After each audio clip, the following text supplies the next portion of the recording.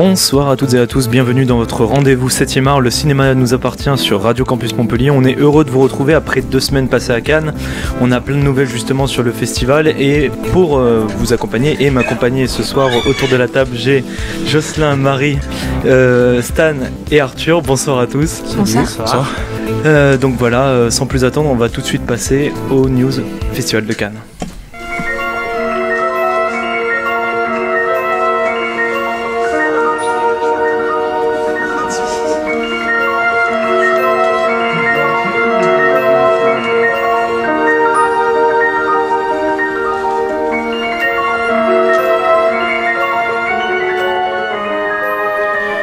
Festival de Cannes oblige, et puis après ce palmarès qui a tant fait parler, il fallait bien que le cinéma nous appartient revienne sur ce palmarès et sur les films qui ont été vus durant ces quasi 15 jours, on va dire ces 10-11 jours.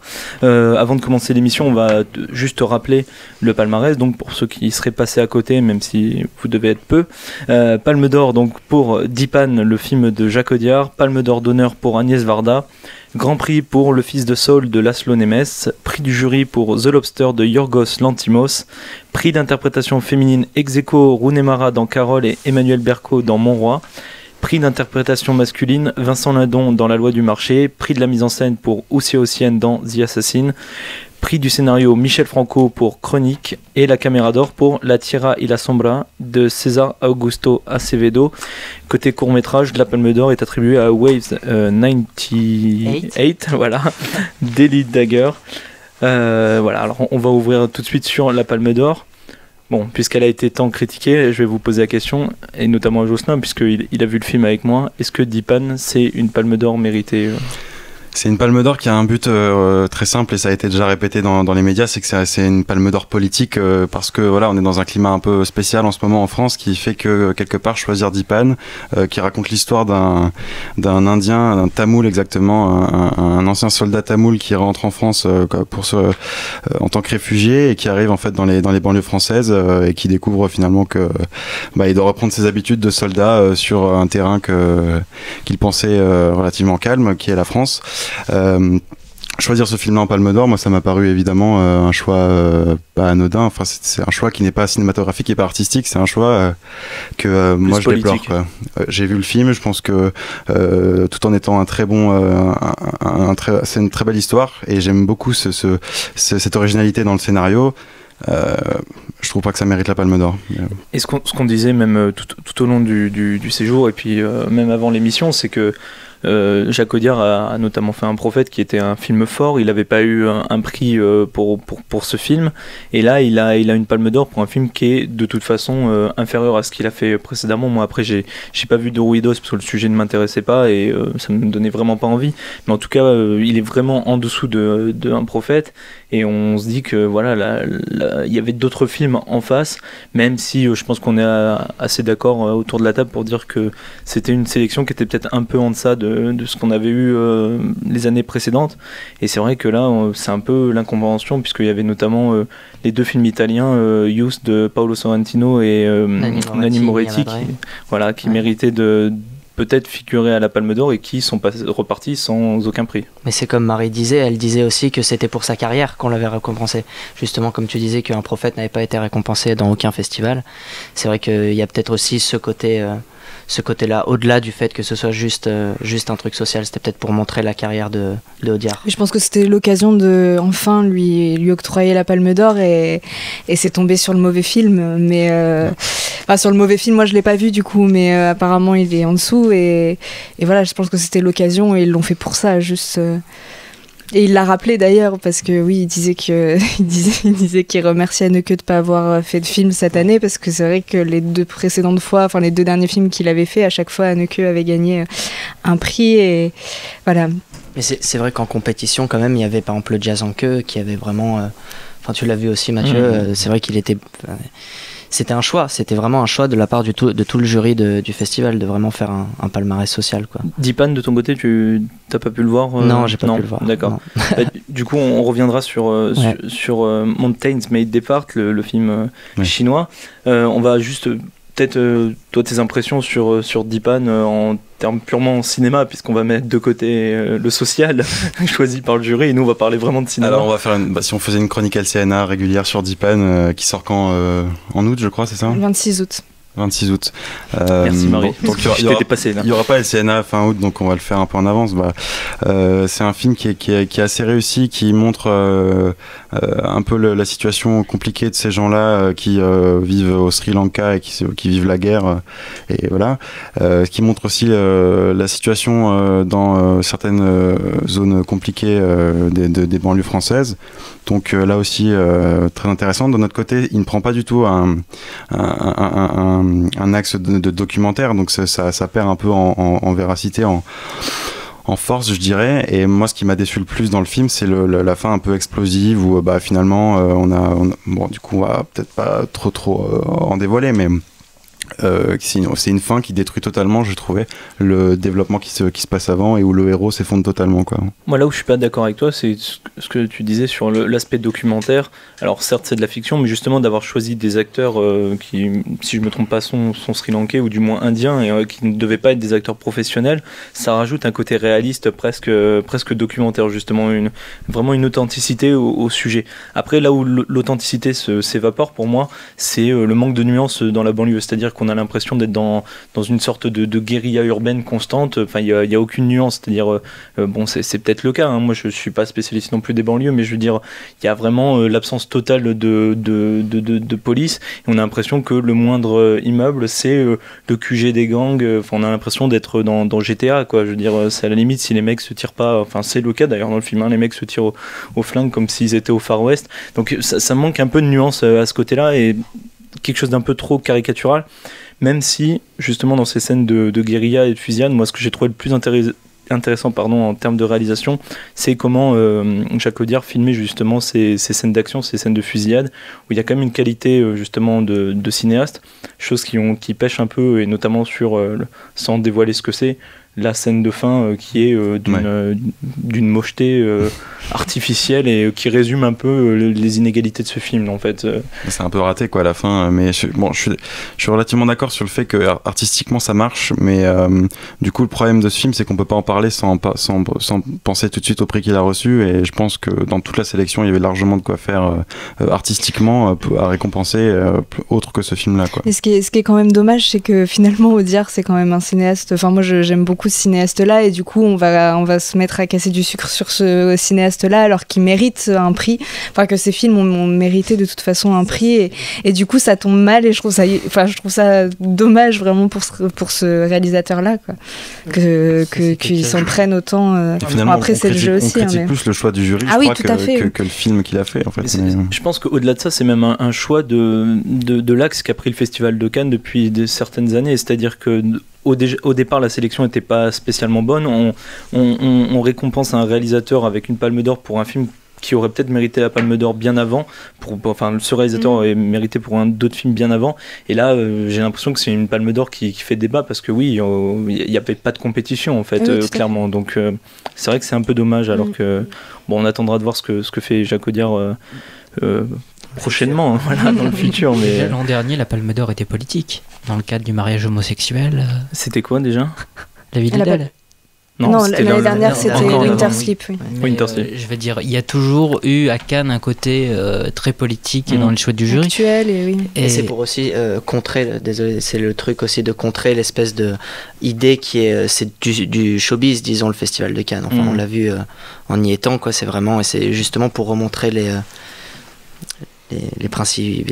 Oui, non, mais oui, pour ramener du social, voilà, peut-être au milieu de l'effervescence cannoise. Non, mais c'est vrai, mais en même temps, il y a eu aussi. Moi, je pense que c'est un problème politique, mais de politique vraiment interne au festival. C'est-à-dire que c'est comme donner le Grand Prix en même temps à Mommy et ex-aequo avec Godard. C'est deux choses qui ont totalement rien à voir. On met de l'ex-aequo sur rien, en fait. Et c'est là aussi où ça peut déranger. Il n'y a pas d'avis tranchant. C'est-à-dire que on donne un prix à Godard pour son œuvre, j'ai l'impression, parce que peut-être. Enfin, moi, j'ai pas vu Adieu au langage, mais je sais que les films de Godard récents me donnent moins envie, parce que j'aime le Godard d'À bout de souffle, de Pierrot le Fou, et c'est vrai que c'est quelque chose qui sera peut-être à revoir, parce que j'ai l'impression que le Festival de Cannes va peut-être descendre en qualité et peut-être en ressort. Et déjà simplement voir le choix du jury. On parle de personnalités entre guillemets du cinéma qui ne font plus rien depuis des années. Pas étonnant que le palmarès soit aussi médrosse avec des gens qui ne méritent même pas d'être là-bas. Tu parles des je parle pour Audiard et pour tous les autres, oui. Ah. Les frères Cohen, ça va faire combien d'années qu'ils n'ont pas fait un film correct en étant gentils. Après, ça n'engage que toi. Il y a peut-être des gens qui ont aimé les derniers films des frères Cohen, mais ceux qui sont fans des Cohen en général sont assez déçus des derniers films. Que ce soit Togrit ou... Mais c'est vrai que dans le jury, il y avait quand même Jake Gyllenhaal. Enfin, moi, j'ai pas bien compris. Sienna Miller, il y en avait qui n'avaient pas leur place. Même moi, j'aime beaucoup ce que fait Xavier Dolan, mais est-ce qu'il n'est pas un peu jeune aussi pour faire partie d'un jury, sachant qu'il a eu un grand prix l'an dernier? Mais d'un côté, Sophie Marceau aussi. Mais c'est une folie, ça. On en avait parlé sur le fait que voilà, le jury était peut-être pas légitime pour donner, mis à part les frères Cohen, qui ressortaient quand même comme les grands cinéastes. Mais il y a quelques décennies. Oui, bien sûr. Non, mais bon, après, ça n'engage que toi. Il y a peut-être aussi des gens qui ont aimé Trogrit. Je sais plus ce qu'ils ont fait récemment, là, leur dernier film. Davis. Voilà, qui était quand même plutôt correct. Ça passait en étant gentil, mais par rapport à ce qu'ils ont fait avant, ils ont pris un sacré coup de vieux. Hein. Oui, mais Stan, depuis 10 ans, t'as aimé que le film de Miyazaki, alors ça va être un peu compliqué. J'exagère, Mathieu. Bon, donc on clôt pour Dipan. On va revenir sur les prix d'interprétation, puisque, alors, moi, c'est même au-delà de dire, moi, c'est ces deux prix qui m'ont un peu agacé, quoi. Emmanuel Berco, notamment pour Mon Roi, le film de Mai Wen, et Rooney Mara pour Carole ex aequo, donc pour l'interprétation féminine, et le prix d'interprétation masculine pour Vincent Lindon dans La Loi du Marché, dont on parlera tout à l'heure. Donc on n'en dit pas trop pour La Loi du Marché, pour ceux qui l'ont vu, puisqu'on va faire un débat là-dessus juste après. Emmanuel Berco, elle joue dans Mon Roi de Mai Wen. Oui.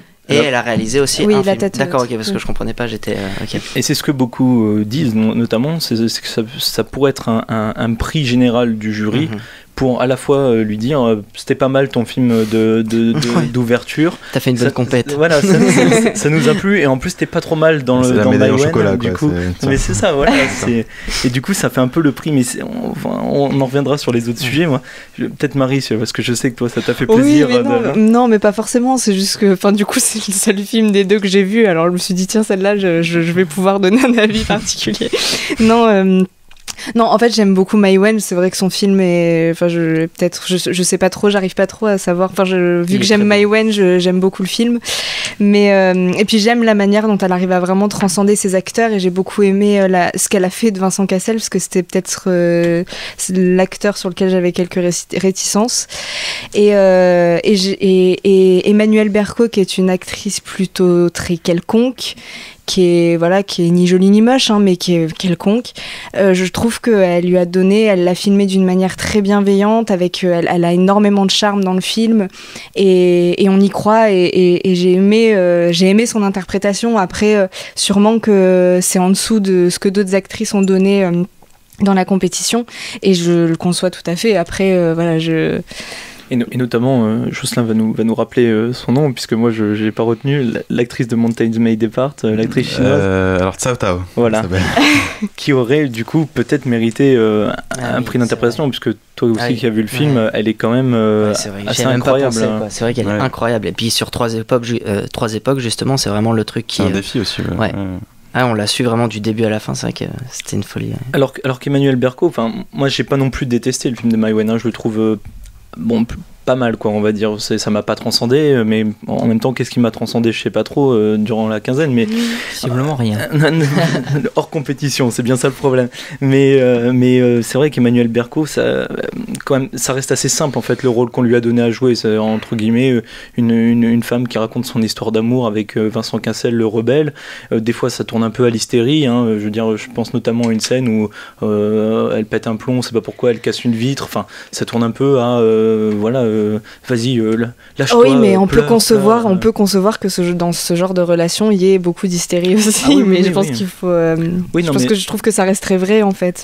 Mais c'est le même reproche mais je pense que je vais faire à beaucoup de films, c'est que ça manque là encore de nuances, quoi. C'est-à-dire que il y a certains moments où, notamment, moi, je trouve qu'elle est plus juste dans les scènes où on la voit se rétablir, là où elle fait la rééducation de son genou et tout, des trucs assez simples, mais au final où elle est plus juste que dans son rôle de couple, où des fois c'est un peu too much à mon avis. Il y avait des actrices plus dans la retenue et plus émotionnel, qui méritait, et notamment voilà, le film Mountains May Depart, où pendant tout le long elle tient le film, et on a une séquence de clôture qui, moi, c'est sans doute la meilleure séquence de clôture qu'on a eu de tous les films, même si c'est pas mon film préféré. On a quand même là un réalisateur qui sait gérer une actrice, enfin voilà, chose qu'on retrouve peut-être pas dans le Maïwenn de... Oui, non, mais je pense que si j'ai été contente de la voir là, c'est parce que j'avais pas de moyen de comparaison aussi, et que c'était le seul des deux que j'avais vu. Donc non, je suis d'accord, hein, que sûrement qu'il y a beaucoup mieux. Après, pour Rooney Mara, moi là aussi je suis un peu surpris. Je sais pas, il y en a qui ont vu Carole autour de la table. Personne, il y a que moi. Ouais. Après, Todd Haynes, bon, il est connu, hein, pour être quand même un bon metteur en scène, mais là, le Carole, il est quand même vachement tenu par Cate Blanchett. Et voilà, on se dit aussi pourquoi est-ce que c'est celle qui lui donne la réplique. À la limite, moi j'aurais presque vu un prix d'interprétation féminine ex aequo, Rooney Mara, Cate Blanchett, à la limite, parce que l'une et l'autre vont ensemble, et j'ai l'impression que c'est quand même Cate Blanchett qui vraiment supporte le film à elle toute seule, et voilà, là aussi absente du lauréat, voilà, du palmarès. On parle pas de Vincent Lindon, on en parlera dans le débat sur la loi du marché. Donc on va passer à The Lobster. On attend pour ce débat. Ouais, on parle un peu trop beaucoup de Vincent Lindon, de toute façon, je crois. Ouais. On le fera après. Mais... Ouais, on aura l'occasion peut-être de descendre encore voilà. Quelques petits trucs. Alors The Lobster, alors je suis désolé, je vais encore beaucoup parler, parce que là aussi je suppose que The Lobster, il n'y a que moi qui l'ai vu, ce film-là. The Lobster, alors je me rappelle même plus qu'il a eu un prix du jury. Alors prix du jury pour donc The Lobster de Yorgos Lanthimos, le film de la compétition que j'ai trouvé le plus mauvais. C'est-à-dire que le pitch part vraiment bien. C'est-à-dire que ça raconte... Mathieu, pour une fois que tu reconnais que tu n'aimes pas un film. Non, mais il y a quand même des films que j'ai pas aimé tout au long de l'année, mais là c'est particulier. Je te laisse la surprise, tu vas voir, ça va être saignant. Donc le pitch commence bien. C'est l'histoire d'un homme interprété par Colin Farrell, qui est donc abandonné par sa femme. Enfin, comment on dit, il y a une rupture, largué, voilà, j'ai pas trouvé d'autres termes. Largué par sa femme, donc, et ils seront dans un hôtel où tous les célibataires se rendent, et ils ont 45 jours pour trouver l'amour. Sinon, au terme de ces 45 jours, ils se transforment en l'animal de leur choix. Donc pour le cas de Colin Farrell, comme son nom l'indique, The Lobster, c'est le homard en anglais, donc il souhaite devenir un homard si jamais il ne trouve pas l'amour. Donc le sujet part bien. Moi j'ai trouvé des bonnes choses, notamment Ben Whishaw, que j'ai trouvé vraiment intéressant, mais qu'on voit pas assez. Il y a ce thème de la nécessité de vivre à deux, même sans le souhaiter réellement, avec ce côté un peu contre-utopiste du film. Mais alors c'est vraiment décevant, c'est vulgaire, ça se veut drôle, mais ça l'est pas. La musique constante et insupportable. Il y a un peu le même système qu'on en avait parlé il y a quelques mois pour Snow-Thérapie, en fait, où il y a une sorte de ritournelle, je sais pas si on peut appeler ça ritournelle, mais en tout cas des sons assez puissants qui reviennent sur des plans fixes et à des moments précis, et là ça devient vraiment insupportable dans ce film, parce qu'en plus c'est même pas bien mis en scène.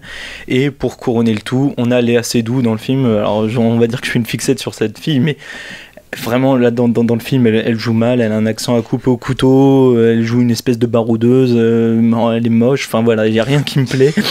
Donc et c'est même pas Léa Seydoux en plus qui tue le film, parce que voilà, même Colin Farrell, comment elle est contribue quand même. Elle y contribue, oui. Ça aurait pu être un film décevant, mais c'est un film très décevant grâce à elle, voilà, c'est ça. Mais même Colin Farrell a un côté faux Joaquin Phoenix dans Her, avec un petit peu bedonnant, la moustache, les lunettes, enfin voilà, c'est des choses qu'on a déjà vues, et en plus quand ils sont mal faits c'est encore pire. Donc voilà, moi j'ai fait mon petit papier saignant sur The Lobster.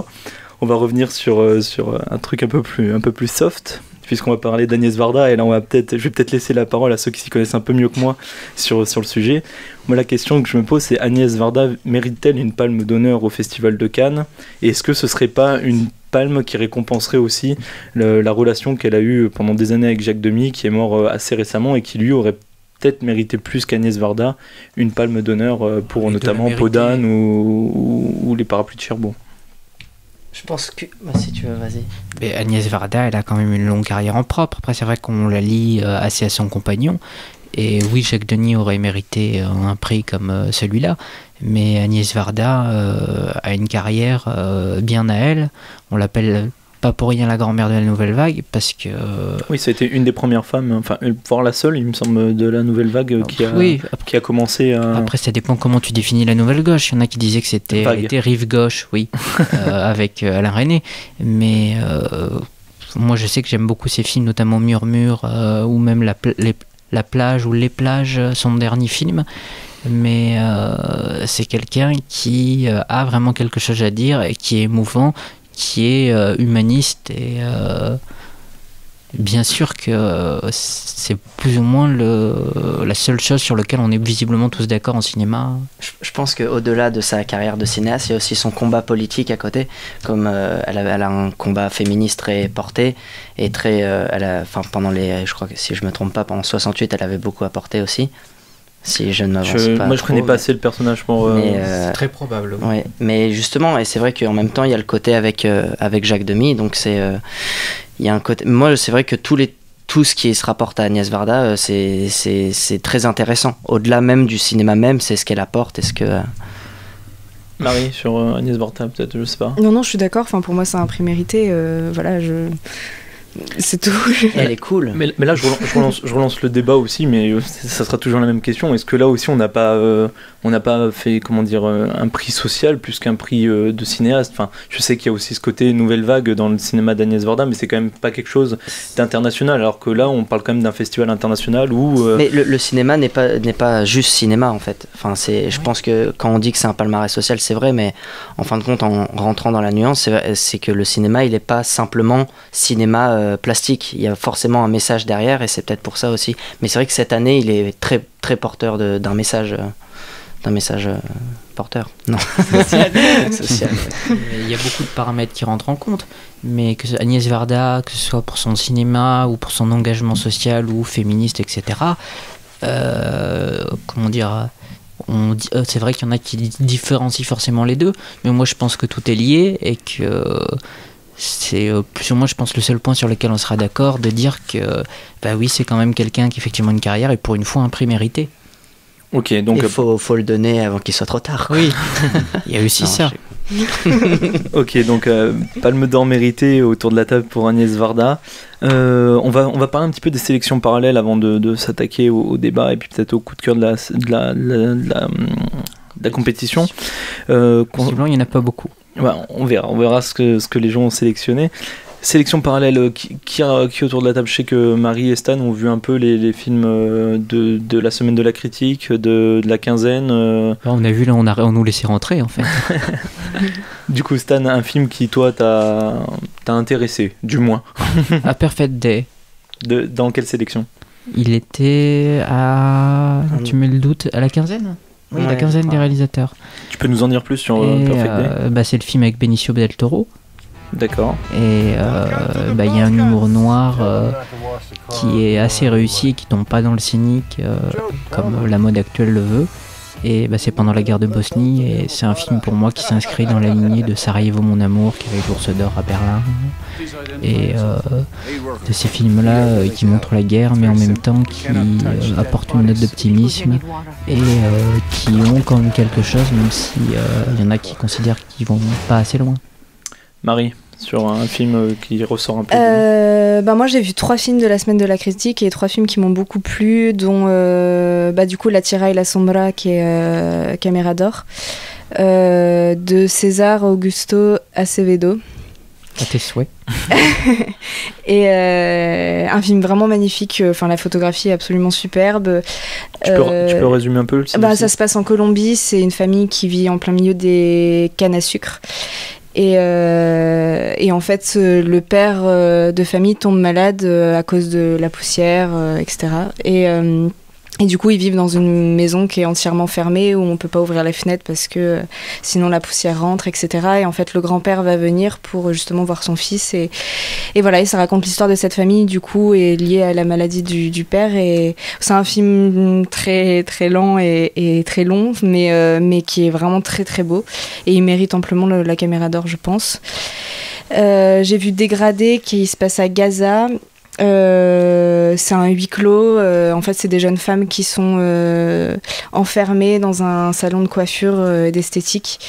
Et éclate dehors un conflit. Et du coup, elles sont complètement vouées à rester dans le salon. Et les dialogues sont absolument géniaux. Et les femmes sont filmées d'une manière vraiment très belle. Et voilà, j'ai beaucoup aimé celui-là. Et après, j'ai vu le film de clôture de la semaine de la critique de Mathieu Vadepied qui s'appelle La vie en grand. Donc, c'est un bande de filles version masculin. Et qui est très bien aussi. Voilà, les acteurs, enfin, qui est drôle et léger. Et voilà. Pour les 3 films que j'ai vus qui m'ont plu.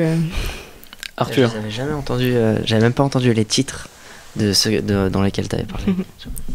De part en compétition, j'ai vu, on a vu ensemble Corneliu Porumboiu, le trésor. Vas-y, parle-en, je voulais en parler moi. Pour moi c'est mon coup de cœur mais avant j'avais vu Kiyoshi Kurosawa qui était aussi une sélection parallèle, je crois. Vers l'autre rive. Ouais, voilà, c'est ça. Ouais. C'était merci Stan. C'était un certain regard, il me semble, mais il était top. Moi, il m'a fait beaucoup penser au film de Takeshi Kitano, par exemple, Anabi. Et c'est vrai que moi, j'ai beaucoup aimé le côté contemplatif et puis le côté super fantastique en fin de compte de tout le. Moi, j'ai trouvé un peu répétitif, un peu soporifique. C'est vrai que j'ai pas trop accroché, mais il y a quand même des qualités. Moi, c'est peut-être le côté oriental de la Chine, je suppose. Mais c'est vrai que j'ai beaucoup aimé autant du côté de la photographie, mais aussi de la mise en scène et de les enjeux dont il parlait à travers tout ça, à travers les longueurs et à travers la contemplation du truc. Mais c'est vrai que celui qui m'a vraiment fait un coup de cœur, c'est le trésor. Ouais. C'est vrai que pour sa simplicité, justement, pour sa linéarité et pour vraiment la simplicité du film, elle est même ressentie dans les plans même, elle est super... tous les plans, on dirait que c'est des plans séquences fixes. En fait, il y a très peu de mouvements de caméra. Et puis même le cadre, il est Ikea, comme je disais, c'est un truc. T'as 3 livres derrière pour dire que c'est un bureau, quoi. C'est super simple. Il y a pas de tous les gros plans. C'est ok, il faut se concentrer sur un truc. T'as un gros plan de 5 secondes sur le Robin des Bois. Et après, tu comprends à la fin que machin. Puis il y a une certaine légèreté sur le rapport avec cette Roumanie post-soviétique qui essaie d'émerger. Il y a un débat très politique à travers les dialogues, et c'est ça qui est beau, c'est que il fait vraiment un choix au-delà de tout ce qu'il veut dire à travers les dialogues. Il y a des conversations qui sortent carrément du sujet, mais ça reste dans l'idée même de son film qui est justement très roumain, genre, c'est pas, ça veut rien dire. Je sais pas si c'est très qualitatif de dire ça, mais en tout cas, film assez sympathique, c'est vrai. Et un peu long, franchement, par contre, il est long. Les plans sont longs, tu comprends pas trop, mais la fin est belle, quoi. Pour moi, la fin c'est la plus belle du. Puis voilà, moi j'étais sorti de The Other Side, là, un film aussi, Un certain regard, qui est le pire film que j'ai vu après The Lobster, vraiment, où il y a rien, quoi. À la limite, une vision de l'Amérique anti-Obama et cette obsession que certains ont pour le second amendement, c'est-à-dire le port d'armes aux États-Unis, mais tout le reste est vulgaire, les dialogues sont pauvres, ça tourne autour de la drogue, c'est exagéré, il n'y a pas d'écriture, enfin bref, vraiment, je sais même pas ce que ça faisait dans une sélection quelconque, et c'est vrai que ça faisait du bien d'avoir derrière la simplicité du trésor de, je sais plus comment ça s'appelle, le réalisateur. Voilà, Corneliu, je l'ai marqué en plus, je sais pas pourquoi j'ai pas réussi à le dire. Et puis il était très simple en plus, le cinéaste. T'étais là quand il est monté sur scène, il savait pas quoi dire. Ça donne envie de regarder un film que quelqu'un qui sait parfaitement, qui a répété, machin. Moi, ça m'a. Il avait l'air humble en tout cas. Très humble. Personne court-métrage, personne n'est allé voir des sélections. Moi j'ai vu la truc de la Ciné Fondation. Oula, je m'étais pas remis dans l'ambiance. Il y a plein de films qui sont super bien. C'est très divers en fait. C'est ce qui m'a plus choqué, c'est justement la sélection et les choix qui ont été faits. Il y a des films qui sont très courts, très drôles, et il n'y a pas vraiment un espèce de message très explicite derrière. Et il y en a d'autres qui sont très longs, qui durent 26 minutes, et le truc c'est un message super subliminal par rapport au corps, la nature, les machins, les trucs. Mais c'est vrai qu'apparemment il y a de cinéastes qui vont forcément qu'on va forcément réentendre plus tard. Je sais que moi il y en a un c'était de Suède ou enfin un pays de l'Est là-bas. Je sais plus c'était lequel et je l'avais noté en plus et c'était l'histoire d'un mec qui sortait de prison et qui devait se remettre par rapport à la vie, enfin il devait se réintégrer. Réhabilité. Voilà, se réhabiliter, mais par rapport aux traditions du pays, qui est je ne sais plus lequel. Je crois que c'est plus en fait la Russie peut-être. En fait. Mais c'est encore plus à l'est. Ouais, voilà, c'est peut-être ça ou genre je sais pas. Peut-être la Roumanie encore. Et non, c'est vrai que c'était très très beau. Il y a un climax, et vu que c'est ça que j'aime bien à travers les courts-métrages, c'est qu'il y a un espèce de climax et ça se finit direct après. Et là, le climax c'était super beau et j'aurais bien aimé dire le titre pour que tout le monde aille le voir, mais je l'ai pas. Donc voilà. On le communiquera peut-être sur la page bon, on pourra peut-être même d'ailleurs le retrouver. Je sais pas s'il sera peut-être mis en ligne ou je sais pas. J'espère. C'est l'occasion, on le publiera sur la page. Stan aussi. Oui, mais vu les courts-métrages que j'ai vus, franchement, fuyez. C'était pas la même sélection que non, Arthur? Moi c'était la quinzaine je crois. Je crois que j'y suis allé aussi. À l'espace Miramar. Non, c'était avec à la salle qui est paumée. Comment il s'appelle? Le Studio 13. Ah oui, d'accord. La salle était largement à moitié vide et on comprend pourquoi quand on voyait les films en question. Ah mais c'était pas les Creative Minds. C'est pas des trucs comme ça, parce que moi je suis allé aussi au Short Film Corner du festival. Ça fait un peu de discussion de privilégiés, on parle de salles que personne connaît à part nous. T'es pas allé au Studio 13. Non mais c'est vrai que moi j'ai trouvé qu'il y avait quand même beaucoup de films sélectionnés à Cannes, donc les réalisateurs avaient le carte pro, etc., qui étaient vraiment nuls. Pour le Short Film Corner c'est normal, tu payes juste 85 € et t'as 2 accréditations pro, donc oui. Ah oui, c'est ça. Payer. Ah ok, d'accord. Ok, bon bah là très bien, moi je le saurais. Généralement ceux qui ont la crête ne vont pas te le dire parce que ça ne le fait pas. Mais ah oui, ils ont payé 85 €. 95 ou quelque chose comme ça. Ouais. Oui. Ah ok, d'accord. Ok, j'ai cru qu'ils étaient super. On voit même tes films de famille, ça passera. Ils regardent même pas, je crois. Et bien sûr, on mettra toutes les infos tarifs sur la page de l'émission. Non mais je crois que c'est vraiment le bon plan, parce que j'ai vraiment vu des films nuls. Nul. Après c'est la crête pro de base, mais si on n'a rien pour rentrer à Cannes par défaut, c'est quand même peut-être mieux que voir les petits films à côté, être déçu. C'est bon, on peut revenir au film, d'accord. Je voudrais juste parler d'un film que j'ai vu de la sélection Acide. Alors je crois que c'est l'association du cinéma indépendant pour sa diffusion, c'est ça. Voilà. Donc c'est un film qui s'appelle La Vanité de Lionel Bayer, c'est avec Carmen Maura. Et alors je me souviens plus de l'acteur principal, il m'a beaucoup fait penser à Denis Lavant dans Holly Motors. Ça raconte l'histoire d'un homme qui veut se suicider et en fait il y a une association qui permet avec des gens qui viennent pour l'euthanasie. Et c'est un film extrêmement minimaliste avec des décors sublimes et c'est un peu la forme d'un court-métrage d'ailleurs, mais c'en est un long et il est très bien aussi, donc je sais pas s'il sortira dans pas très longtemps, mais c'est un très bon film. Moi, si je pouvais, juste sur les courts-métrages, j'avais vu aussi celle de la quinzaine ou je sais pas quoi, et tous les films, il y en avait eu 5 qui avaient été présentés, tous les films étaient par rapport au sexe.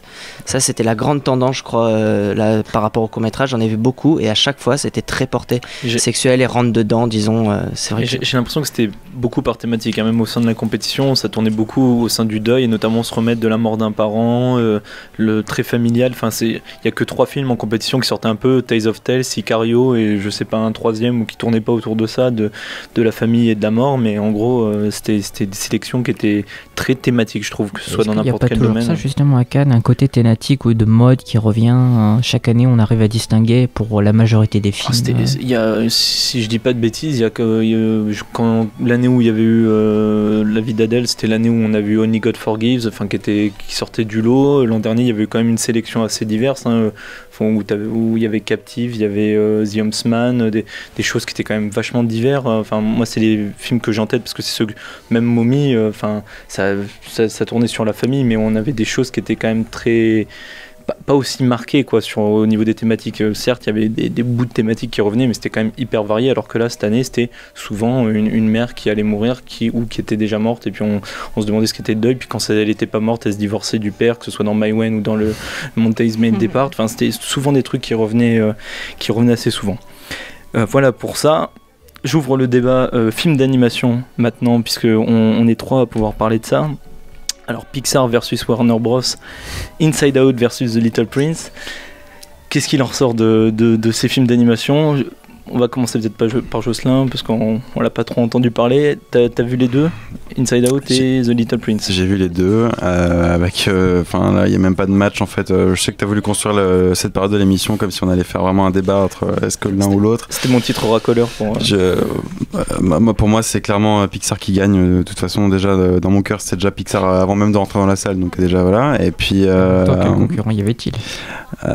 Le Petit Prince en lui-même Le Petit Prince, ça aurait pu être sympa, quoi. Mais en tant qu'œuvre, il y avait compétition, c'est ça que je veux dire. Il y avait du matériel, quoi. Non, concrètement, clairement, voilà, pour dire rapidement ce que j'ai pensé du prochain Pixar, quoi. C'est un film extrêmement réussi parce que j'ai trouvé ça très créatif. Alors, je sais que toi t'as un peu des réserves là-dessus, mais j'ai trouvé ça très créatif au niveau du scénario, au niveau même les trouvailles un peu visuelles, comment ils ont fait pour tout simplement représenter la manière dont fonctionnent peut-être les émotions ou même si c'est un peu schématique, mais c'est très très intelligent. Et de l'autre côté, on a un Petit Prince qui finalement reste dans du classique, c'est-à-dire même au niveau de l'animation, c'est très bateau. Il y a juste quelques séquences qui sont par contre là très belles, qui sont faites en papier feutré. En motion capture.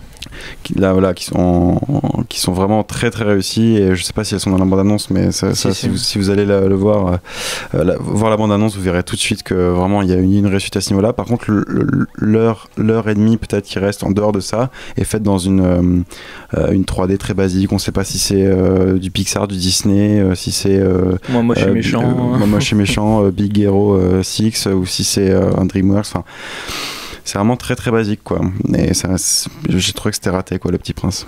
Avant de laisser la parole à Marie pour Le Petit Prince, pour peut-être compléter, moi j'avais des réserves, pas sur le film en lui-même. Je disais que c'était peut-être un peu plus explicite que ce qu'ils avaient fait avec Là-haut précédemment, qui était plus subtil au niveau des thèmes sur l'aventure, sur la poésie, que là c'était peut-être un peu plus marqué, mais en même temps, comment ne pas plus marquer quand on passe par des émotions aussi définies? Mais ça reste quand même très beau, il y a quand même de super plans d'animation encore, même des jeux de lumière, et voilà, moi c'est ce que je t'avais dit en sortant du truc, c'est que les mecs arrivent avec 5 émotions et une sorte de tablette au sein d'un cerveau à définir la nostalgie et la mélancolie, et j'ai trouvé ça très poétique d'arriver à l'exprimer comme ça en 1h30 avec 5 petits bonhommes dans une tête, et c'est toujours de toute façon très réussi, ce qui n'est pas le cas du Petit Prince. Je sais pas si c'est ton cas, Marie. Ah oui, non, j'ai été profondément déçue du Petit Prince, puis de ce qu'ils ont fait de cette histoire-là, qui manque beaucoup de poésie d'ailleurs. Le film, j'ai trouvé que ça commençait bien, que le contexte était assez intéressant. Le contexte dans lequel la petite fille découvre l'histoire du Petit Prince. Du film. Et finalement, c'est un Là-haut raté. Pour le coup, j'ai l'impression que c'est un peu la même histoire et que en moins bien. Après, oui, je suis d'accord sur les passages en papier qui sont vraiment très très beaux et qui vraiment là pour le coup servent l'histoire. Parce que le reste du film non, et même j'ai trouvé que ça cassait un peu, de voir le Petit Prince grand, j'ai trouvé que c'était une aberration, qu'on pouvait pas qui s'appelle Monsieur Prince, en plus je trouvais qu'on pouvait pas faire ça à l'histoire du Petit Prince. Du coup oui, j'ai été déçue, et voilà, puis je me suis dit tant pis, c'est vrai que c'était une histoire à exploiter, après peut-être qu'elle elle se suffit à elle-même, et que finalement on peut pas en faire autre chose, donc voilà. Jocelyn, tu voulais rajouter un truc? Non, mais je voulais juste continuer sa pensée. Je trouvais vraiment que l'idée de voir ce que le Petit Prince pouvait devenir finalement, c'était une très très bonne idée. Après, quand on voit le résultat, il est comment on dit, ramoneur. Ce qu'il fait déjà sur sa planète dans le livre, mais là c'est grossier, quoi. Là, il le fait sur une planète noire où tous les hommes sont déprimés, ils travaillent dans des grands bureaux où finalement il y a aucune joie, etc. Bon, c'est très schématique, très bon. C'est un film pour enfants, donc à la limite pourquoi pas, mais je vois qu'il y a plus de nuances dans le Pixar en face, qui est aussi un film pour enfants finalement, donc bon.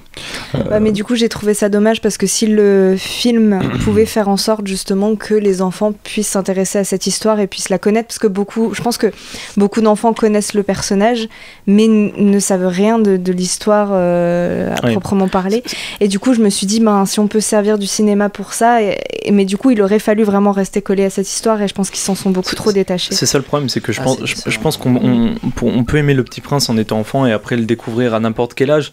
Et moi qui suis vraiment un amoureux du texte de Saint-Exupéry et que je trouve que l'histoire en elle-même a une portée philosophique, même à n'importe quel âge, je trouve que là, il y a une dérive scénaristique qui est trop importante et il n'y a pas toute la subtilité du texte de Saint-Exupéry. Pour ceux qui connaissent l'histoire un peu en détail, voilà, il y a plein de choses qui manquent.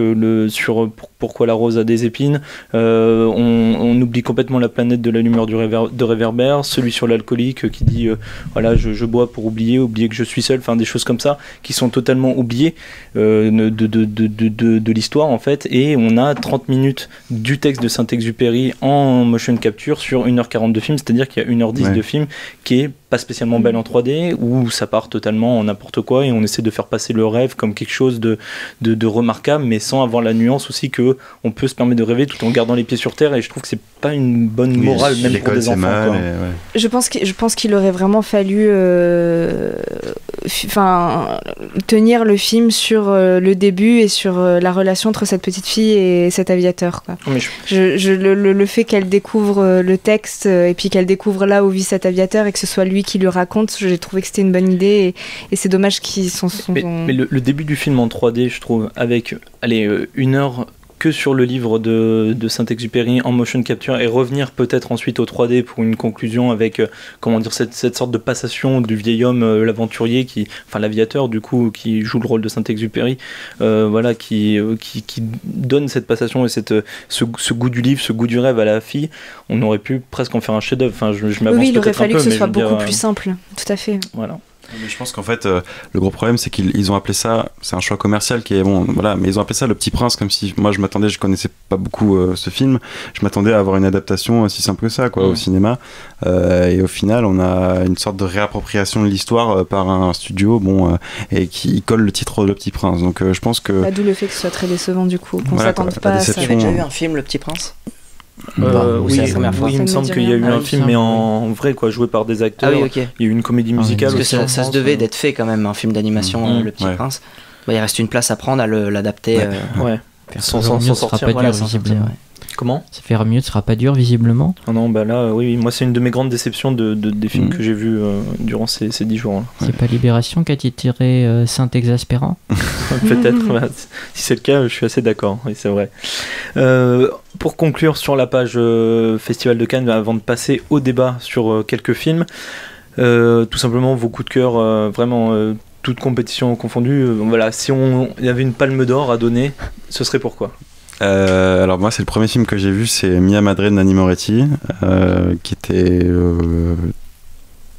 a eu une belle réaction, je trouvais, dans notre salle au moment où on l'a vu. C'était bon, malgré que ce soit la séance de 8h30, les gens avaient l'air très attentifs et ils ont beaucoup aimé, j'ai l'impression, même en sortant, les réactions.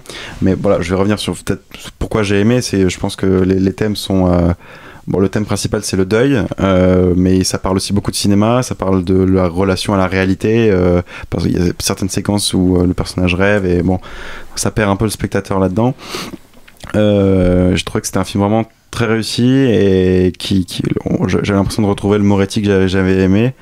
Dans ces films des années 90 où à la fois il parle de lui, il parle du cinéma, c'est un réalisateur qui aime filmer les réalisateurs et ça se retrouve ici et le casting est très bon, on a John Turturro dedans et je suis surpris d'ailleurs que finalement les frères Cohen n'aient pas récompensé ce film puisque moi j'aurais misé sur le prix d'interprétation masculine pour Turturro et puis Margarita Bouy, pourquoi pas je trouvais que le duo d'acteurs marchait très bien. Et d'ailleurs je suis allé à la conférence de presse au final j'avais vraiment cette impression que d'où ma déception du coup, mais que ça avait vraiment enjoué les critiques qui étaient là-bas. Il y avait beaucoup de presse italienne, mais petite déception. Pour moi c'est le meilleur film Mia Madre, quoi. Marie. Moi j'ai beaucoup aimé Valley of Love, que j'ai beaucoup aimé le minimalisme de ce film, les acteurs, Gérard Depardieu, Guillaume Niclou, il y a une part de Guillaume Depardieu aussi là-dedans, sans trop en dire, mais Gérard Depardieu qui peut avoir tendance des fois à m'agacer, je l'ai trouvé tellement touchant dans ce film-là, il se livre à la caméra, enfin, j'ai beaucoup aimé le duo Huppert-Depardieu et les dialogues et les paysages, enfin, la photographie absolument magnifique et comme quoi il suffit de pas grand chose pour faire un beau film parce que finalement le scénario est pas, enfin, je veux dire, on s'attend à rien en fait, on s'attend pas enfin, c'est juste, en fait, c'est l'histoire d'un couple qui va réaliser les dernières volontés de leur fils qui s'est tué et voilà, et tout l'aspect mystique qu'on peut d'un coup révéler après le décès d'un proche est très bien exploité et voilà, c'est vraiment un film que je retiens de cette compétition. L'autre film qui m'a fait beaucoup rire, c'est celui de Valérie Donzelli, Marguerite et Julien. J'aime beaucoup la filmographie de cette femme qui reste toujours des films toujours très légers, très drôles. Bon, peut-être moins le dernier, La guerre est déclarée. Mais du coup, j'ai trouvé que c'était un film très déstabilisant en fait, parce qu'on passe avec tous les anachronismes, enfin. Puis on sait jamais quand est-ce qu'il faut rire, quand est-ce qu'il faut pleurer. Et j'ai trouvé sa réalisation très originale. Et on se demande même si, des fois, est-ce que c'est raté ou est-ce que c'est volontaire. Oui, même cette oui, mais quand on connaît la filmographie de Valérie Donzelli, on sait qu'il y a toujours des côtés très, très ironiques et puis très, très burlesques en fait. Donc voilà, enfin, pour le coup, ça reste très homogène avec le reste de sa filmographie. Et voilà, c'est aussi un film que j'ai aimé et devant lequel j'ai passé un bon moment. Arthur, sur ton film marquant de cette quinzaine, bien dans le micro. Ouais, je l'ai un peu bougé. Le Trésor, sûrement. Après, toute compétition. Ouais, je crois, hein, vraiment, pour sa simplicité et pour le fait que ce soit vraiment... il n'y a pas 36 000 chemins, quoi. Ça va d'un point A à un point B. Il y a pas... les plans sont simples et tout est simple et c'est l'accessibilité, disons. C'est pas un cinéma compliqué, c'est pas le Haussausienne où t'y comprends que dalle, mais en fin de compte c'est le truc des sensations avec les rideaux, les machins, là c'est vraiment simple et ça se ressent autant dans la mise en scène, dans la photo et pour moi c'est après, bon, c'est vrai que l'autre coup de cœur, disons que ça serait Jazanke quand même. Pour quand même ces scènes mythiques, quoi, quand en 1999 là, les Chinois ils dansent dans la boîte et t'as une musique de folie, enfin c'est vraiment c'est beau, quoi. Il y a, comme la dernière scène aussi, elle est incroyable. Je pense que ce serait les deux et des courts-métrages. Pour moi, c'est le film qui a su le mieux ouvrir et fermer un film. En fait, on dit souvent qu'un bon film, on le reconnaît à ça. Il y a une scène d'ouverture et une scène de clôture qui sont incroyables. Moi, c'est vrai que je suis quand même pas fan du changement de format. Ça, c'est vrai que c'est peut-être en fait, c'est ce que je trouve, c'est que c'est le côté un peu cool en ce moment du cinéma, c'est jouer sur la photo et puis défendre le fond par la forme. C'est vrai que tout le monde le fait ça, enfin, justement le Haussausienne, l'année dernière c'était Mommy, là c'est vraiment ça m'a un peu déçu. C'est vrai que quand je l'ai vu que ça s'étirait, quand j'ai compris que ça s'étirait et que sur la troisième période ça allait encore s'étirer, c'est un peu artificiel, quoi. Voilà, je me demande, bon voilà, on joue avec le même, enfin le principal côté plastique du cinéma, disons, c'est bon, ok. Stan? Toujours à Perfect Day, hein. À côté, j'ai pas vu forcément aussi les films que je voulais, mais je pense que Mia Madre, comme disait Jocelyn, a quelque chose. Vu les derniers films que j'ai vus de Moretti, c'est celui qui m'attire le plus. T'as pas pu le voir, toi? Non. Et après, il y a le Kurosawa aussi que je voulais voir. Mais, de toute façon, il y a tellement de films qu'il faut faire des choix et qu'il faut se dire que ces films-là, on les verra à la rentrée parce qu'on sait qu'ils vont sortir. Alors que les autres petits films par-ci par-là, on peut avoir des découvertes. Il sera à Noël, celui-là, si jamais tu veux le marquer dans ton calendrier. On n'a pas tous le privilège de ne pas attendre des heures et des heures dans une queue et avoir une accréditation qui permette de rentrer. Qu'est-ce que je vais voir d'ici la fin 2015? Mais oui, mais méfie-toi, Jocelyn, parce que tu vois une bonne partie des films qui peuvent être intéressants. Tu viens de les voir là-bas et là, du coup. Et là, c'est le vide, quoi. Oui, nous, tous les petits films qui vont pas sortir probablement à côté, il peut y en avoir quand même un au-dessus du lot, pas trop mal, et on a profité justement sur place pour leur donner leur chance. Bon. Marie et moi. Après vous, visiblement... en tout cas, Jocelyn aura peut-être l'occasion d'être émerveillé par un autre film, puisqu'il n'a pas vu Love de Gaspard Noé, et qui pour moi reste le film le plus intéressant de ceux que j'ai vus à Cannes. Donc parmi les 24 films vus, pour moi c'est Love, une vraie histoire d'amour, pas du tout pornographique. Alors certes, il y a des scènes un peu rudes, voilà, mais en même temps, est-ce que c'est pas ça la... On n'a pas entendu parler. Précise, Mathieu, nous n'avons pas compris. Non, mais ce que tu disais par rapport à Maïwenn et à Mon Roi, voilà, est-ce que c'est pas ça aussi l'amour? C'est aussi des moments un peu de brutalité, pas édulcoré, avec en même temps la pluie qui tombe sur les Caro, est-ce que c'est pas ça aussi le romantisme? J'ai l'impression que voilà, un romantisme moderne. C'est vrai que l'affiche, quand je l'ai vue, le premier mot qui m'est venu à l'esprit, finalement, c'était non, mais c'est ça, il faut voir au-delà de cette affiche un peu choc qu'a voulu Gaspard Noé.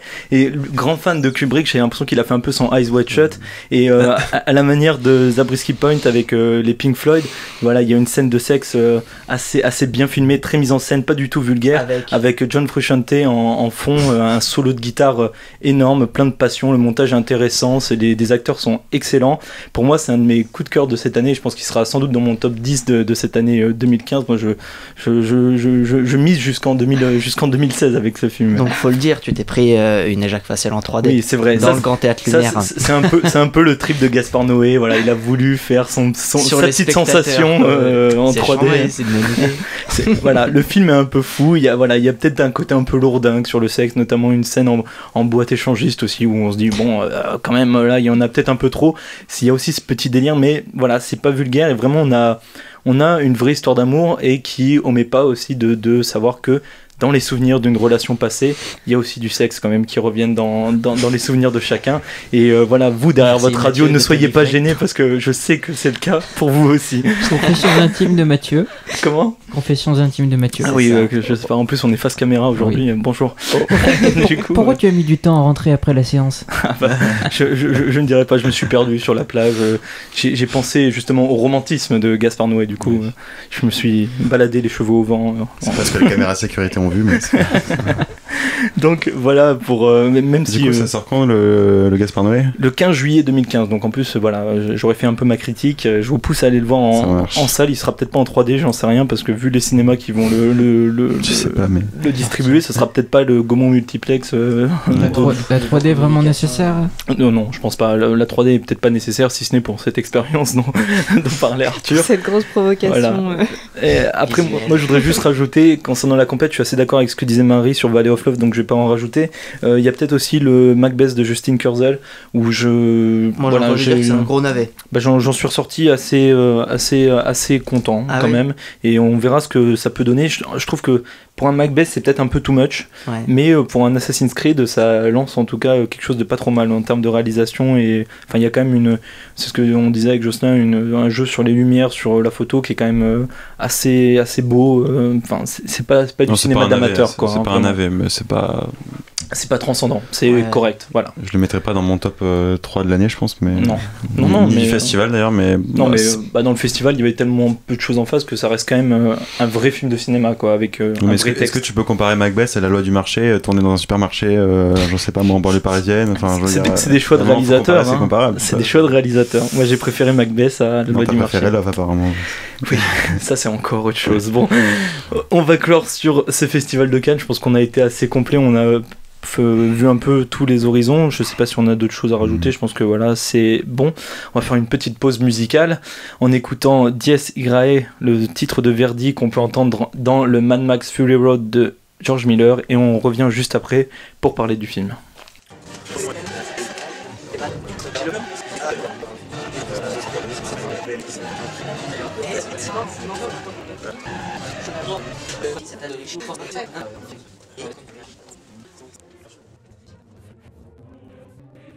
Die, boy. Rambo, he is a Freeman. If I don't shake your hand, what kind of die? I count 2 guns, nigga. Mad Max Fury Road, donc le dernier film de George Miller.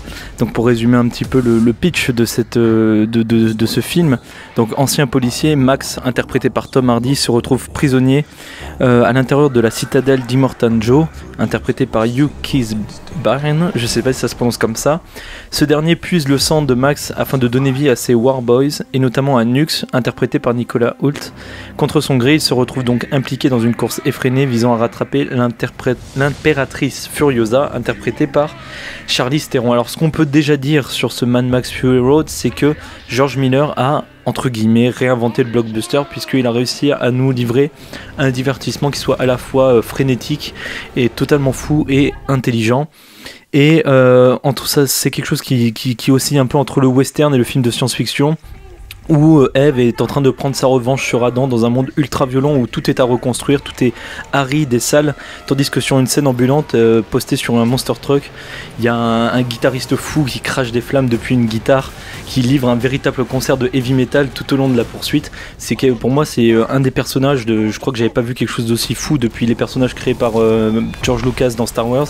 Pour moi c'est vraiment un personnage qui va marquer les esprits, que pour ceux qui seront allés voir le film ils voient vraiment de quoi je parle. C'est vraiment un film étouffant à proprement parler, tant au niveau du rythme imposé tout au long du film, des explosions, mais aussi des thèmes abordés et du décor dans lequel il se déroule, puisque c'est constamment soit dans un désert, soit dans un marécage. Et voilà, c'est spectaculairement frénétique, et vraiment la mise en scène est beaucoup plus virtuose que dans le Mad Max de 1982, et vraiment ce film est une pure réussite. Il y a, à la limite j'aurais peut-être quelques points sur, voilà, il y a un dialecte qui est un peu inventé pour les personnes qui vivent dans la citadelle de d'Immortan Joe, où des fois on a peut-être un peu du mal à suivre, c'est peut-être exagéré, voilà. On avait eu aussi ça dans Cloud Atlas, où il y avait un dialecte un peu particulier, où on se disait bon, c'est peut-être un peu lourd. Bah voilà, on a un petit peu ça dans le Mad Max de George Miller, mais on a quand même un blockbuster d'un vrai cinéaste, esthétiquement très beau, réussi, et voilà, pour moi c'est un des films de cette année aussi, et qui sera aux côtés de Gaspard Noé dans mon top de l'année 2015. C'est dommage que je sois le seul à en parler, parce que j'aimerais même savoir s'il y en a qui n'ont pas du tout adhéré à ce Mad Max, parce que beaucoup ont adhéré. Beaucoup ont adhéré. Bah oui, mais c'est ce qu'on voit un temps au niveau des critiques presse, ouais. que en général les spectateurs, c'est un film qui a plutôt marché, je crois, d'ailleurs en salle au niveau des entrées, et en tout cas voilà, un vrai spectacle en 3D. C'est le côté divertissement, et sans, je sais pas, bon je l'ai pas vu, mais c'est vrai que c'est ça qui ressort le plus souvent, c'est que c'est un film quoi, c'est un film Après, ceux qui avaient peur aussi de la bande-annonce en disant voilà, c'est peut-être un peu too much, voilà. Ah oui, si, j'ai une anecdote, il y a 2700 coupes dans le film. C'est vrai ? Donc apparemment ça fait une moyenne de genre 1,3 secondes par plan, ou je sais pas quoi. Mais je crois que Charles le savait. Non, tu savais pas ? Ah, il peut pas parler. Bon. Et je crois qu'il savait le ratio exact de chaque plan, quoi. C'était. Bah ça doit être dans ces eaux-là, et de toute façon, on sait que George Miller a voulu aussi choisir de faire des cascades et des effets spéciaux vraiment à l'ancienne, de pas tourner tout le temps numérique. Et pour ceux qui auraient peut-être peur au vu de la bande-annonce que ce soit un peu too much, je dirais pas que c'est too much, mais par contre la bande-annonce vend vraiment ce qu'il y a dans le film, quoi. C'est-à-dire qu'il y a des explosions, il y a tout ça, c'est frénétique, mais c'est au service de quelque chose, et c'est pas le film boum boum pour être boum boum, quoi, entre guillemets. Voilà, je m'exprime un peu facilement, mais voilà, c'est quand même un vrai film d'action, un vrai film d'effets spéciaux. Boum boum. Non, je sais pas, je sais pas s'il y a quelque chose à rajouter sur... C'est bon ? Non, bon, le micro marche pas. Ah, okay. Bon, du coup, on va clore sur Mad Max, donc moi que je conseille vivement pour ceux qui ne sont pas encore, allez le voir en salle. Et du coup, voilà, Mad Max conseille moi pour de mon côté, et de mon seul côté, unique côté, hélas. Et on va tout de suite écouter la bande-annonce de La Loi du marché de Stéphane Brisé, qui, je rappelle, Vincent Lindon a eu le prix d'interprétation, et on en reparle autour de la table avec ceux qui ont vu le film. J'en ai chié autant que toi. Moi aussi j'avais un boulot, moi aussi je l'ai perdu, et moi aussi j'en ai bavé derrière. Je vais toucher 500 € par mois. Je fais comment pour payer toutes mes factures, tout ce que je dois ? C'est dans 9 mois, c'est là. Est-ce que vous pensez que vous seriez d'accord pour accepter une fonction en dessous de celle que vous avez occupée dans votre ancienne entreprise ? Ah oui, je pense, oui. Bah, vous pensez, vous êtes sûr ? Est-ce que vous avez envisagé la vente peut-être de l'appartement ? Oui, mais c'est non. C'est non ? Et bah, pour quelle raison ? Ça serait comme si tout ce qu'on avait fait, ça avait servi à rien. Donc au niveau des hôtesses, je zoome bien pour voir si elles scannent tous les articles. Vu qu'il n'y a pas eu beaucoup de départs en pré-retraite, donc il essaye de virer du personnel. Voilà, chacun choisit ce qu'il veut faire. Moi, je pense que pour ma santé mentale, je préfère tirer un trait, passer à autre chose. Est-ce que ça fait de moi un lâche ? Bon, qu'est-ce qui se passe ? C'est pas la première fois, Madame Anselmi, que vous avez été filmé. J'en ai dit. Vous confirmez ? Oui, monsieur, vous confirmez. Thierry, vous confirmez ?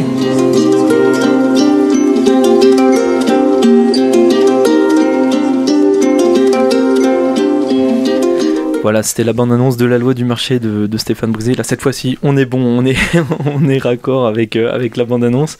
Donc, rapidement, pour récapituler au niveau du synopsis, et au cas où vous ne l'aurez pas compris dans la bande-annonce. Donc, à 51 ans, après 20 mois de chômage, Thierry, interprété par Vincent Lindon, commence un nouveau travail qui le met bientôt face à un dilemme moral. Pour garder son emploi, peut-il tout accepter? Et voilà, petit suspense sur La Loi du marché. Alors, La Loi du marché, voilà, prix d'interprétation pour Vincent Lindon, film très social, on l'a dit. Qu'est-ce que on pense de cette loi du marché? Qui veut commencer entre Marie et Jocelyn? Est-ce qu'on laisse la priorité à Marie ou est-ce que tu grilles la priorité? Je te laisse la priorité. Je laisse la main. C'est un peu bizarre parce que c'est un film qui sort au moment même du festival, donc déjà on peut entrer sur ça, se demander si c'est pas un peu commercialement ça leur profite pas un peu de tomber juste à ce moment-là d'avoir le prix d'interprétation quand on sait que bon, il y a Canal derrière le festival, etc. Bon. Bref, donc pour le prix en soi, je suis pas sûr que ce soit hyper justifié d'un autre côté. Est-ce que Vincent Lindon joue mal? Non, bien sûr. D'ailleurs, moi qui m'aimais pas trop Vincent Lindon auparavant, je veux dire, j'ai appris un peu à l'apprécier au cours de cette heure et demie de La Loi du marché. Voilà, pour le film en lui-même, honnêtement, j'ai trouvé ça un peu plat. Le sujet est un peu revu et revu. Il y a aucune originalité dans la mise en scène, quoi. C'est juste le plat total. Donc ce réalisateur-là, je le connaissais pas du tout. Je l'ai connu avec ça, et on va dire que c'est pas avec ce film qui va rentrer dans l'histoire du cinéma, quoi. Il y a juste la scène d'introduction, peut-être du film, qui surprend au premier abord. Mais qui surprend, quoi. Mais cette scène, c'est vrai qu'elle dure 5-6 minutes, mais après derrière ça, on reste un peu dans l'expectative de retrouver cet état de fébrilité. Enfin, on rentre dans le film de façon positive, et puis après derrière c'est le plongeon, quoi. Marie, sur Le Loi du marché.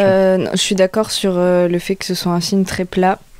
Finalement, j'ai eu l'impression de voir un documentaire pendant 1h30 parce que c'est quelque chose de très réel, et puis c'est tourné majoritairement ou presque qu'en plan séquence d'ailleurs.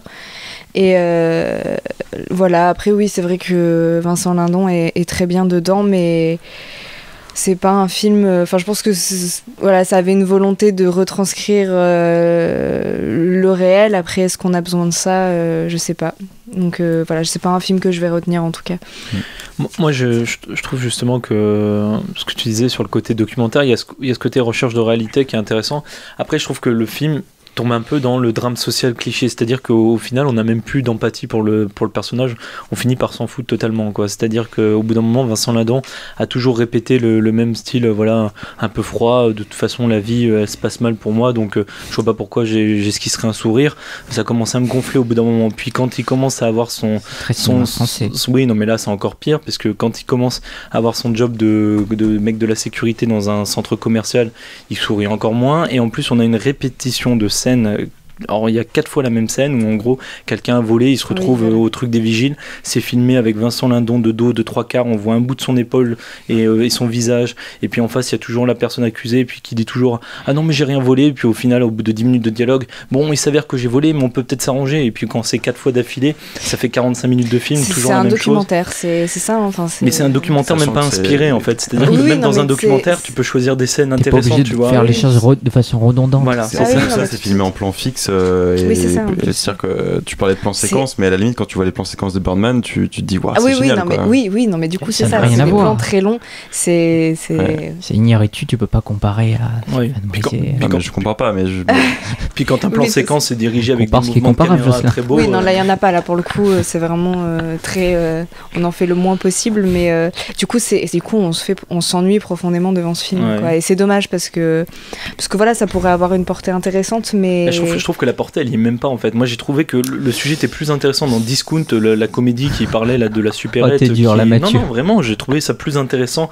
parce qu'il y avait de l'humour, il y avait une sympathie pour les personnages, peut-être justement moins côté réaliste documentaire, et je trouvais que on avait plus d'empathie, on se disait mince quand même, il y a des gens qui vivent dans cette galère et qui sont obligés, même si là c'est un peu fantasque, je veux dire, de revendre des produits volés de sa supérette dans une supérette clandestine pour se faire du fric de côté.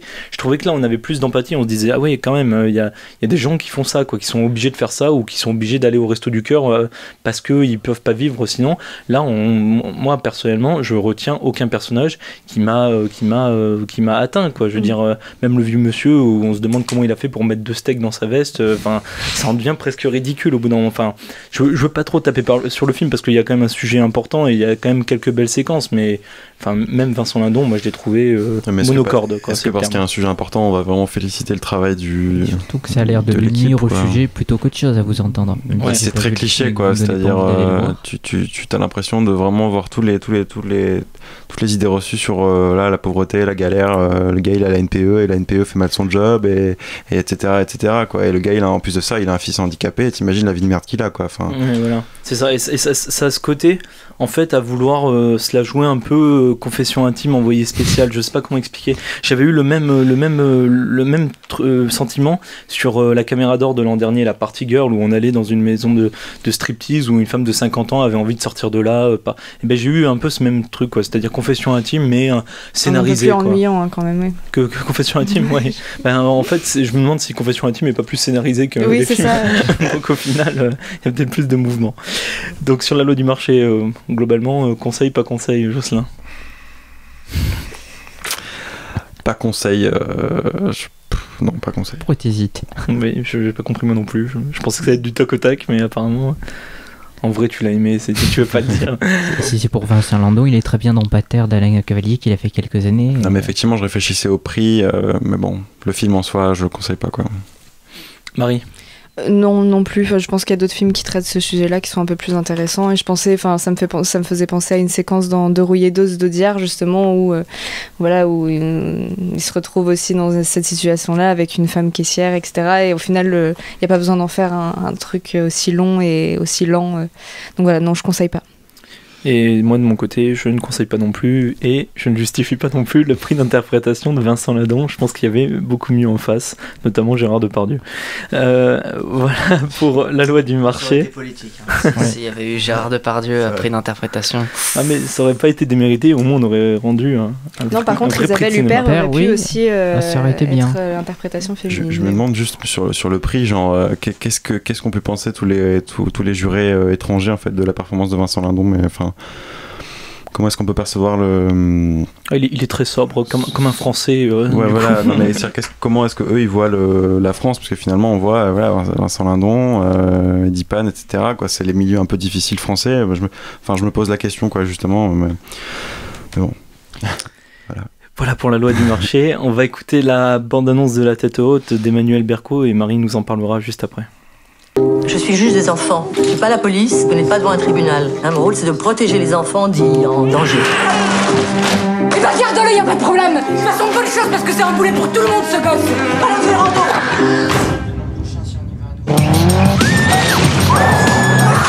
C'est la dernière fois que tu me vois. Ça fait 3 fois en 4 mois que tu viens dans ce bureau, je peux pas dire que ça me fasse très plaisir de te voir. Prends-moi pas, je parle pas aux faibles. C'est dans les foyers qu'il a pris le mauvais pli.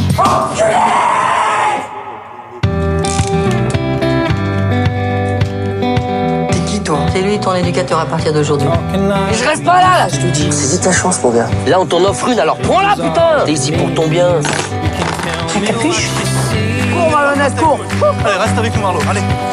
Je suis un point à rien. Ça, c'est à moi de le dire et je suis pas d'accord avec ça.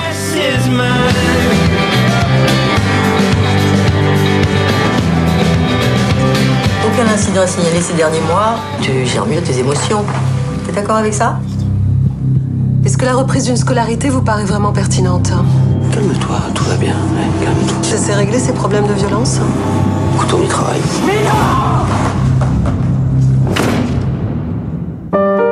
Je suis fatiguée de le suivre comme ça. Dans les commissariats, dans la justice, j'en peux plus. Mais maman. Ce sont pas les murs sombres d'une cellule qui vont l'aider à y voir clair, à un âge où on s'interroge. Ce môme, il va péter un câble en prison. Moi, j'ai confiance en toi. C'est quoi que j'ai fait de mal? Hein?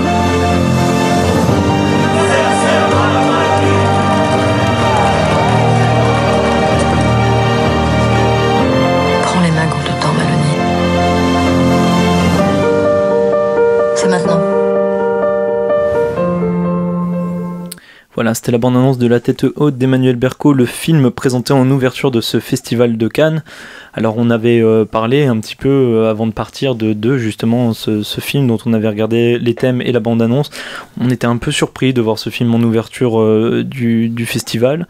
Moi j'ai revu la bande-annonce avant de venir à l'émission, et c'est vrai que ça m'a pas inspiré beaucoup, notamment au niveau des personnages, où j'ai eu l'impression de voir Benoît Magimel en sorte de Pascal le grand frère, une mère vraiment cliché au niveau du costume et du maquillage, et voilà, ça m'inspirait pas. Est-ce que je pense que les acteurs ont été très mal choisis, et puis alors la manière dont ils ont été costumés, c'est une horreur. Enfin, ah oui, c'est ça, Benoît Magimel avec la veste en cuir, les cheveux longs en tant qu'éducateur, j'ai trouvé ça cliché au possible.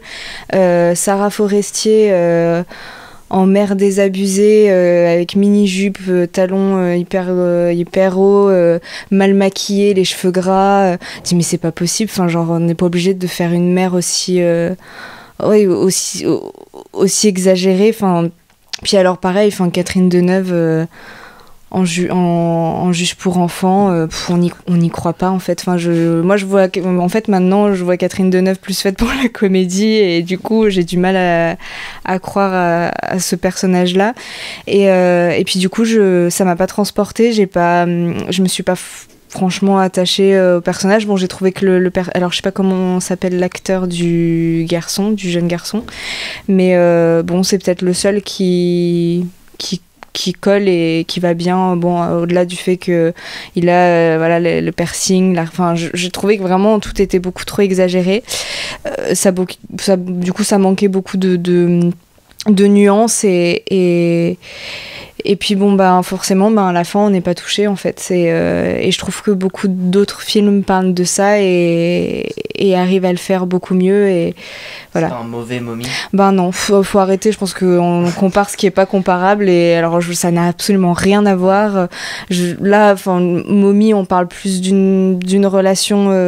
Enfin, moi je vois plus une relation mère-fils difficile, plutôt que vraiment on suit pas forcément son parcours, enfin on suit pas son éducation, mais alors que là c'est vraiment quelque chose qui est porté sur le métier d'éduc, et voilà, et j'ai trouvé que c'était mal fait, et puis qu'on n'y croit pas surtout, et donc bof, enfin j'ai pas accroché vraiment à ce film, et je le conseille pas, je le conseille pas particulièrement. Je sais que beaucoup ont aimé, et voilà, moi j'ai pas été transcendée, j'ai pas été touchée, voilà. Donc on déconseille La Tête Haute d'Emmanuel Berco. Oui, c'est cliché, et je trouve que ça reflète absolument pas la réalité de ce métier, et puis de cet environnement là, et voilà. Est-ce qu'elle joue dedans, Berco, dans ce film-là? Non. Non, du tout. Tu dis que beaucoup aimé, Marie, mais pour moi, ce film-là, avec le film de Valérie Donzelli, c'est de ceux qui ont été les plus descendus du festival, avec Le Petit Prince. Ce qui est peut-être pas justifié pour Marguerite et Julien, mais en tout cas... Marguerite et Julien, j'en ai pas entendu que du mal, mais... Au niveau des critiques, moi, apparemment, c'est les échos globaux que j'ai eu. Après, le cinéma français a eu la cote au niveau du palmarès, mais au niveau de l'ensemble, il est quand même en chute d'audience. Je trouve qu'il a eu la cote au niveau du cinéma français, mais ils ont oublié les deux plus intéressants des 5. Oui, c'est donc, ça. Vincent Mozzola titré Honte pour le cinéma français, aussi voir aussi l'image qu'on renvoie à l'international, avec ces clichés qui sont véhiculés encore et encore. La Tête Haute, c'est rempli de ça, quoi. J'ai trouvé ça aberrant, j'ai pas compris en fait pourquoi. Alors Sarah Forestier, je pense que c'est le personnage, en fait, elle aurait pu en faire quelque chose de très drôle, parce que c'est une horreur. Puis alors, elle a pas été gâtée, vraiment, pour le coup. Niveau maquillage, ça a l'air d'être. Ah ouais, j'ai pas compris. Je comprends pas pourquoi on fait enfin, je sais pas. Ok, donc voilà pour La Tête Haute. On va faire un petit récapitulatif débat là concernant les 3 films dont on a parlé. Alors bon, même si j'étais le seul à en parler, je pense que Mad Max ressort grand vainqueur de ce triple duel, je sais pas comment on peut appeler ça, de ce combat entre tous ces films. Donc voilà, Mad Max, film frénétique et inspiré, un vrai bon blockbuster, un vrai film de cinéma en même temps. La loi du marché, voilà, déconseillé par l'ensemble de ceux qui ont vu le film. Trop cliché, trop plan-plan, trop monocorde, trop tout, sauf bon. Et La tête haute d'Emmanuel Berco, déconseillé par Marie, voilà, empli de clichés là aussi, et puis pas intéressant dans tous les cas. Pas intéressant du tout, alors que le sujet l'est, et voilà. Voilà, donc 2 perdants et un grand gagnant qui est Mad Max Fury Road. Donc voilà pour cette partie débat Cannes, débat actu, et on va tout de suite passer à la partie conseil.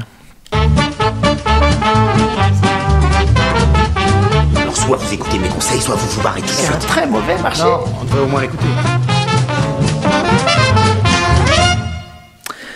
Dans la rubrique conseil, donc moi j'ai juste un petit point de conseil, c'est l'exposition 120 ans de cinéma Gaumont depuis que le cinéma existe, qui est du 15 avril au 5 août 2015 au 104 à Paris. Donc une exposition pour ceux qui auront l'occasion pendant l'été de monter sur Paris. Ça peut être toujours intéressant de découvrir toujours plus de choses sur le cinéma. Et il y a l'expo Harry Potter aussi. Ah oui, c'est vrai. À vrai. Paris aussi, je sais plus où, mais apparemment elle est rigolote. Voilà. C'est la Cité du cinéma. C'est ça, oui, voilà. Donc voilà, il y a l'expo Harry Potter aussi pour ceux qui seraient intéressés par Le Petit Sorcier de J.K. Rowling. Pas d'autres conseils autour de la table? Non. Non. Jocelyn réfléchit, il est toujours indécis, c'est comme la loi du marché. Je réfléchis à un titre de livre, mais je le retrouve plus. Mais en fait, à l'occasion du festival, il y a un certain nombre d'auteurs qui ont décidé d'écrire sur les frères Cohen. Et du coup, ces livres sont sortis mois d'avril, mois de mai. Et j'ai eu l'occasion d'en fêter quelques-uns. Je trouvais ça assez intéressant. Donc voilà, si vous aimez la filmographie des frères Cohen, vous avez quelques livres, notamment un sur le Big Lebowski qui m'a l'air très bien, qui sont sortis juste là, quoi. Il y a un film de Kent Jones aussi qui va faire un documentaire sur les entretiens Hitchcock-Truffaut, qu'il a réécouté les 47 heures d'entretien entre les deux cinéastes, et qui va sortir un documentaire, je crois, qui a été présenté justement au Festival de Cannes et qui va sortir bientôt. Et ça avait l'air vraiment intéressant. Ouais, bien vu. Donc voilà pour la partie. Big Lebowski aussi. De quoi? Le fait qu'il ressort à l'Utopia, du coup. On peut le dire pour l'Utopia, on l'avait déjà dit qu'il ressortait, mais du coup il passe à l'Utopia là en ce moment. Normalement, il me semble qu'il y passe encore, oui. Voilà, donc ceux qui veulent revoir The Big Lebowski, foncez à l'Utopia, donc à côté de la fac Paul Valéry. Ça c'est un conseil purement montpellierin. Donc voilà, on arrive au terme de cette émission. Donc merci à tous d'être venus pour présenter les films et puis le palmarès qu'est-ce qu'il y a, Marie? Pourquoi rajouter un truc? Non, il manque quelque chose. Qu'est-ce qui se passe? Absolument rien. Très bien. Pétage de plomb en direct. Très bien. Bon, en tout cas, merci à vous d'être venus présenter les films. On refera une émission débat des films qui vont sortir prochainement, et on parlera notamment plus en profondeur, on va dire, non pas de Love, mais de Valley of Love. Du coup, ouais, bon, c'est le petit jeu de mots peut-être pas fin, mais bon. Est-ce qu'on en parlera à 3 ou pas? C'est juste pour savoir. De Love, je veux savoir ça. Bon, sortez ce studio, monsieur. On va jamais arriver à finir cette émission. En tout cas, bon, on vous tient au courant très rapidement pour les prochaines émissions. On vous remercie de nous écouter en direct ou en podcast ou sur YouTube ou voilà tout. Je rappelle toujours la page Facebook de l'émission. Et voilà, donc merci à vous de nous avoir suivis et merci à vous de m'avoir accompagné autour de la table pour cette émission. Il n'y a pas de souci. Et on vous souhaite une bonne soirée et d'ici là, portez-vous bien. C'était ça? Je l'attendais.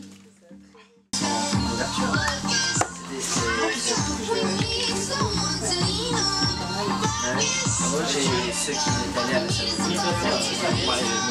J'entendais ça, les critiques d'Olivier Père autour de... Franchement, il y avait vraiment des bons films cette année.